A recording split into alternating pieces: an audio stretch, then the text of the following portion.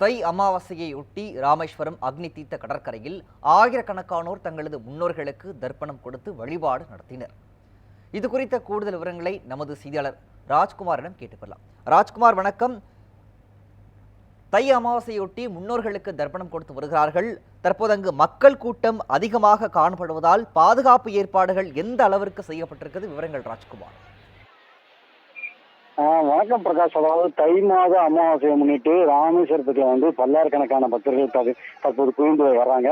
அதாவது அமாவாசை என்பது இயல்பாகவே காலம் கடந்த முன்னோர் வழிபாட்டுக்கு மிகவும் சிறந்த நாளாகும். சூரியனும் சந்திரனும் ஒரே ராசியில் இணைவதை அமாவாசை திதி என்பர். ஆண்டு முழுவதும் வரும் 12 அமாவாசைகளில் முன்னோர்களுக்கு தர்ப்பணம் கொடுப்பவரின் குடும்பம் அமைதி பெற்று மென்மேலும் சிறந்து விளங்கும் என்பது சாஸ்திரத்தில் குறிப்பிடப்பட்டுள்ளது. இந்த ஆண்டு தை அமாவாசை மிகவும் பிரசித்தி பெற்ற தை அமாவாசை அதாவது வருவதாக மறைந்த முன்னோர்களுக்கு தர்ப்பணம் செய்தால் அவர்களின் அருளாட்சியால் எண்ணற்ற நன்மைகள் ஏற்படும்.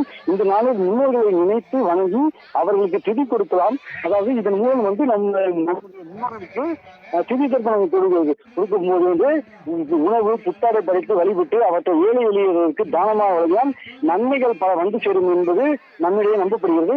இந்த நிலையில இன்று தை அமாவாசையை முன்னிட்டு தமிழகம் மற்றும் பல்வேறு பகுதிகளில் இருந்து பல்லாயிரக்கணக்கான பொதுமக்கள் தம்முடன் வாழ்ந்து நிறைந்த முன்னோர்களுக்கு திதி தர்ப்பணம் கொடுப்பதற்காக நேற்று முதலே ராமேஸ்வரம் வரை வருகை வந்துகிட்டு இருக்காங்க. அதனை தொடர்ந்து இன்று காலை முதல் பல்லாயிரக்கணக்கான பக்தர்கள் ராமேஸ்வரம் அக்னி தீர்த்த கடற்கரைகளை புனித நீராடிவிட்டு தம்முடன் வாழ்ந்து மறைந்த முன்னோர்களுக்கு பிண்டம் வைத்து திதி தர்ப்பணம் செய்து வழிபட்டு வருகின்றனர். அதனைத் தொடர்ந்து ராமநாதசாமி திருக்கோவிலில் உள்ள 22 புண்ணிய தீர்த்தங்களில் நீராடிய பின்பு ராமநாதசாமி மற்றும் ஸ்ரீ பர்வதவர்த்தினி அம்பாளை பல மணி நேரம், அதாவது 3 மணி நேரம் மேலாக காத்திருந்து சாமி தரிசனம் செய்து வருகின்றனர். அதாவது பொதுமக்கள் சிரமமின்றி தீர்த்தங்களில் புனித நீராடவும் சாமி தரிசனம் செய்யவும் கோவில் நிர்வாகம் சார்பில் தடுப்புகள் அமைக்கப்பட்டுள்ளது.